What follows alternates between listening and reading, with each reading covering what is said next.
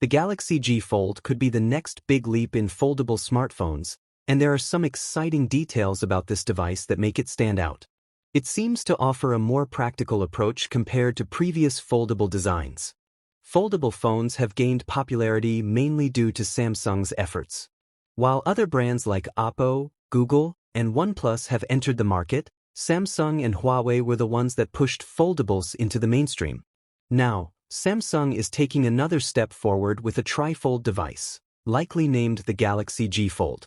Trifold phones have been attempted before, with Huawei offering a device that starts as a 6.4-inch phone and expands into a 10-inch tablet. This approach provides both a phone and tablet experience in a single device. While foldable phones like the Z Fold series, OnePlus Open, and Pixel Fold have their advantages, they often feel like a compromise between a phone and a tablet. A trifold design changes that by offering a more defined experience, a standard phone when closed and a full-size tablet when unfolded. Huawei's trifold design had one major issue: the outward folding screen. A soft plastic display exposed to pockets and surfaces is more prone to damage, as seen with the earlier Mate X models. This design choice led to scratches and durability concerns. Samsung's G Fold addresses this by using a different folding method that keeps the flexible display safely inside when folded. However, this means it will also require an external display, similar to previous foldables. There are still challenges to consider. A trifold device needs two hinges, which adds weight and thickness.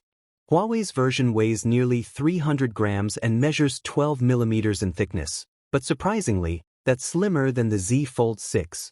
Samsung has already worked on making its foldable devices thinner, so if they can keep this one close in size, it would be an achievement. Another concern is battery life. A larger screen means more power consumption. Huawei tackled this with advanced battery technology, fitting a 5,600 mAh battery. If Samsung doesn't use similar innovations, it could struggle to match battery performance. Pricing will also be a key factor. This device is expected to cost well over $2,000, possibly reaching $2,500.